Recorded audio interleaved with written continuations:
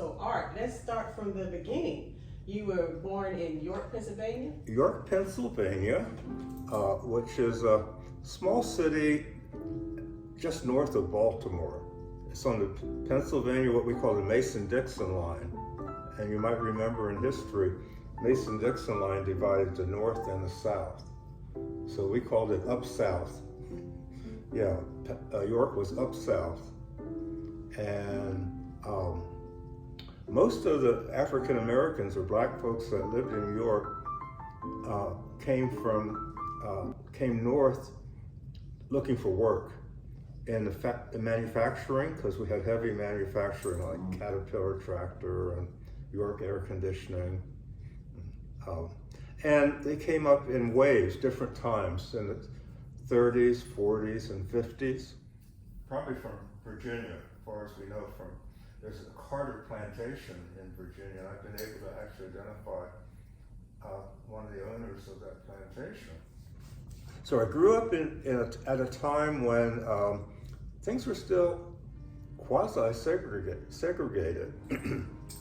For instance, when it came time for elementary school, the school that my father went to was still segregated, was all black, and it was fairly close to my house.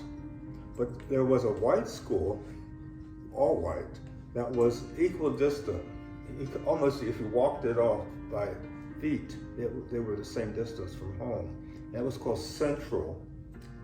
And Central, the Supreme Court had ruled, I guess, in 1954 that segregated schools were not okay. And slowly York had to, of course, they had to recognize that. And if parents wished and petitioned the school board, you could go to the school of your choice. Well, my parents wanted me to go to Central, and my best friend, which I now call my brother, because we grew up together since we were 6 months old, lived next door, and he went to Central. And actually, there were there was a total, I think, of 7 of us that went to Central. All 7 of us ended up having doctoral degrees, which is very unusual. And one of the women came back many, many years later to be the school superintendent in York. So it was a busy little city, not very progressive racially. And some of the things I remember along the way that were benchmarks were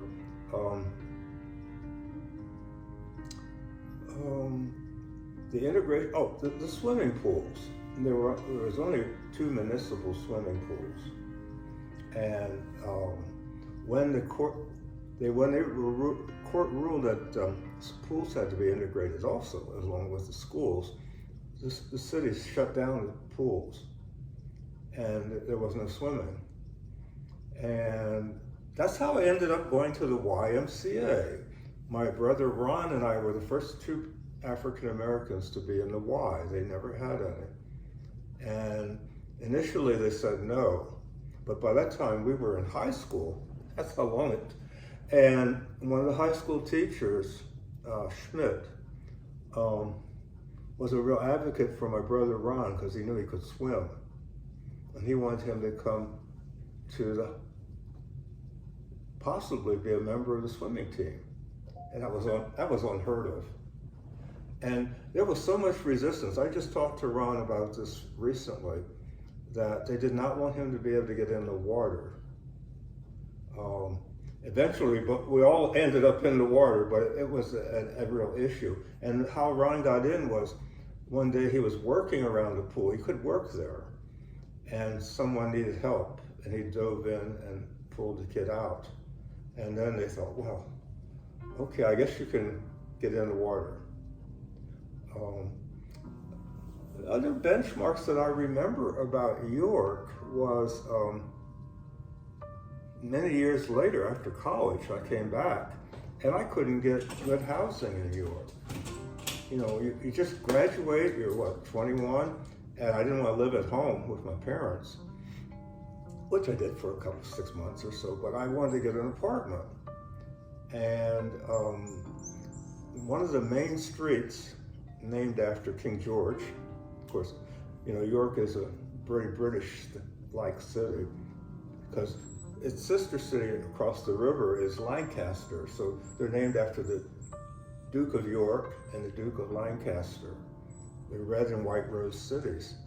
And I went looking for an apartment, thinking that I'm just going to get an apartment. And my aunt had let me use her car. I didn't have any transportation. So she said, Artie, you can go see about that. And I called the lady and I said, you have an apartment for rent. And I even knew that it was affordable because she was a school teacher that was renting it. And I thought, well, I can afford that because I was working in the school system as the first black school counselor. In what school? Hannah Penn. Hannah Penn was a wife of William Penn. And if you know Pennsylvania history, that was a big deal because Pennsylvania is named after him. William Penn and his wife Hannah, so they named the school I taught in after her. And then William Penn was right next door. The high school was right next door. So I had my little job and I went to see this apartment. Talked to the lady on the phone. I got there probably in 20 minutes or whatever. And she lived on one of the main streets, which was Philadelphia Street. And the woman standing on the porch, the houses are often connected in there, very back east style, and with steps going up. And she was standing on the top of the steps with her arms folded. And I said, hello, I'm Art Carter. I just talked to you on the phone about your apartment. I'd like to rent it. And she looked at me and smiled. She said, well, you didn't sound like a nigger on the telephone. I said, oh, she said, no. She said, I wouldn't mind you being here, but my tenants wouldn't want you in this building. So, and then that was very deflating and just really a stark, kicking the behind about it. So I went to another search. I don't remember if it was the same day or not. I don't think it was. And on another main street in New York called George Street, named after King George, go to George Street, and this big burly redneck guy comes out and grabs me by the neck and threw me off the porch. I don't want any niggers on my porch. Get off here. Get out of here. Well, that would have been 1966. Yeah, early 66. So that was just some of the occasions where you could have a direct experience with racism. Otherwise, I didn't have those encounters. My earliest experience with real racism was going to college.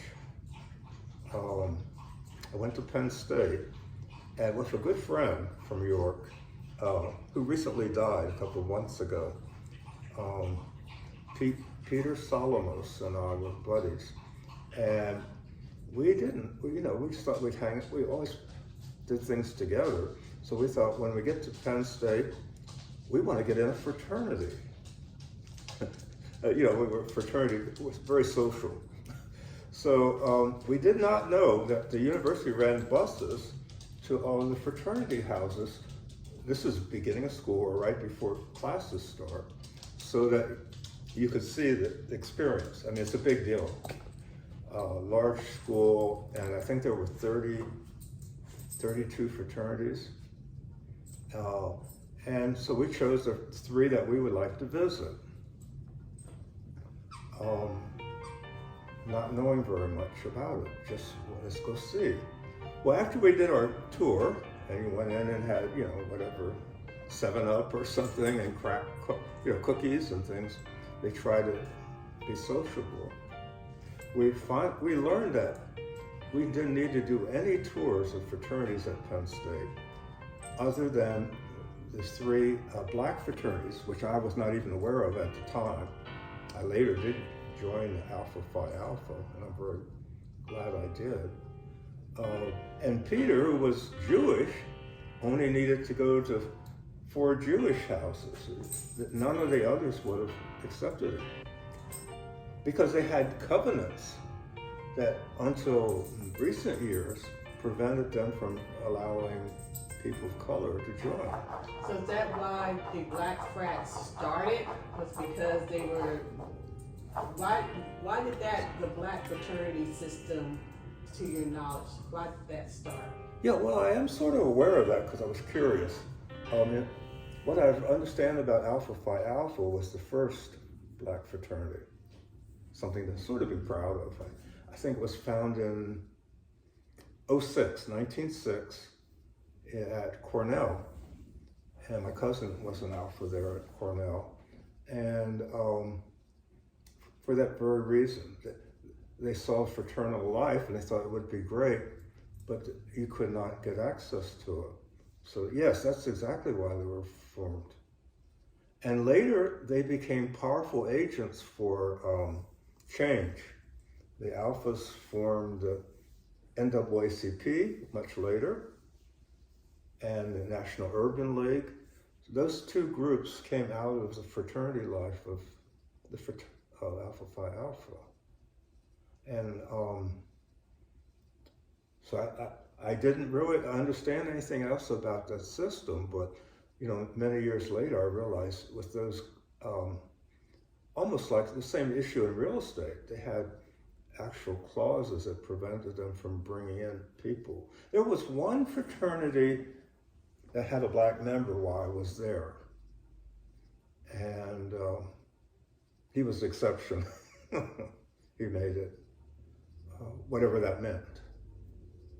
So that was my York experience. Very important to growing up, as I remember in York, was my membership in the AME Church. It stands for African Methodist Episcopal Church. It's the largest black church in the world, and was founded in Philadelphia. I can't give you the exact years, maybe about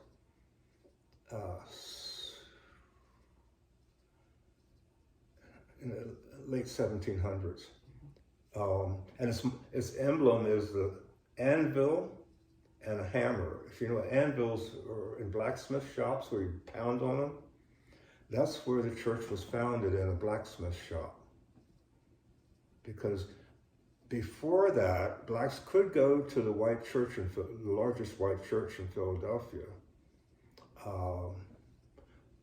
But they also wanted to take communion and be on the floor of the church. They had to sit in the balcony. And when they decide we're going to march downstairs and take communion on the floor, and they were denied it. So they marched out. It's a great history story. Marched out of the church to a blacksmith shop down the street, and that was the founding of a great institution, because the AME Church is the greatest repository of black history in the country. Its records and so forth. So let's move forward. You graduated from Penn State. Yes. And where did you get your doctorate from? Well, I went to a little place called Millersville State University for my master's degree, and then I went back to Penn State. Costs were important in those days, and so the cost of Penn State was very reasonable. And in between, I did some other schools. I did a scholarship experience at Franklin and Marshall, or it's called F&M, in Lancaster, a sister city. And that was a great experience. It was a fellowship in practical politics. I got it, but by having people in York be advocates for me to do that, the mayor a couple of council members, and I wanted to learn more about politics. I always had that interest because my mother was a committee woman in the Democratic Party back in those days when I was a kid. And I would see these people come in and out that were politicians, governors, whatever they were, they came and they helped get the black vote out for them. And I tell the story, it was very true. They would bring a wad of money. And if it wasn't the politician himself, someone who represented the politician would bring this wad of money. And our jobs were to get the dollars out, often to pay for cabs for people to go vote, whatever it took to get votes. And in fact, if you were a major state worker, when I was doing this internship, one of the jobs was you got a list of all the state employees that lived in New York. Harrisburg is the capital, and it's equidistant from our sister city, Harrisburg, York, Lancaster. It's like a triangle. And so many people in York work at Harrisburg.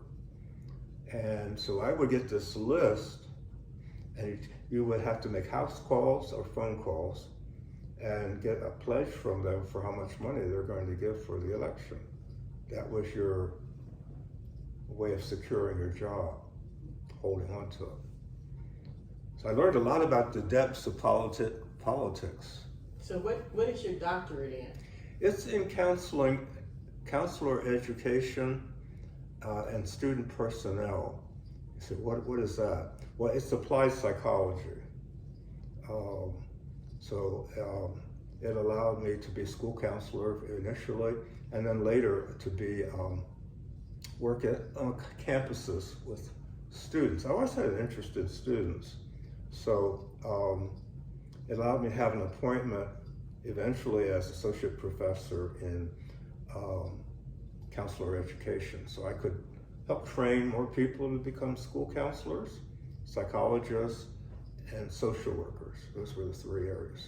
So was your mother a teacher? Or? No. The mother, I think she had an 8th grade education. Because they were older people. Mother was born in 1908, and Dad was shortly later, I think 1912. So in those days, they didn't have access to higher education. But I am really proud of the Carter family, and that's my side, and then Mother's side was Hopkins, because we now know so much more about things that happened to the family that were positive as a result of education. I have a first cousin who is still in Lancaster after all these years, and retired as a distinguished professor of Russian, and he's a historian, and I talk to him often.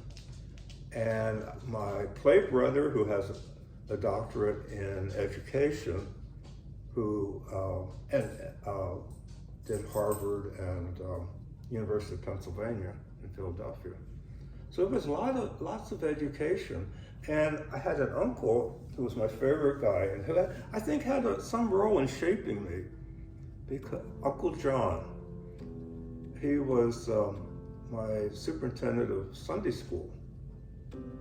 And between Uncle John and a couple teachers in Sunday school, they sort of helped shape who I am.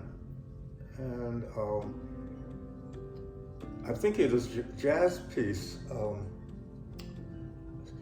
it's not jazz, it's rock and roll, actually. It's Sadie Mae. I think that was the Dells, but I might have the right band. But to sing about early to Sunday school, you just went on Sunday morning. You did not sleep in. And I think it gave me some of the discipline that I needed. It was good to get through school. And like my brother Ron, his mom and grandmom, they had that same discipline. You go to school, you do your work, stay out of trouble. You didn't think about getting in trouble.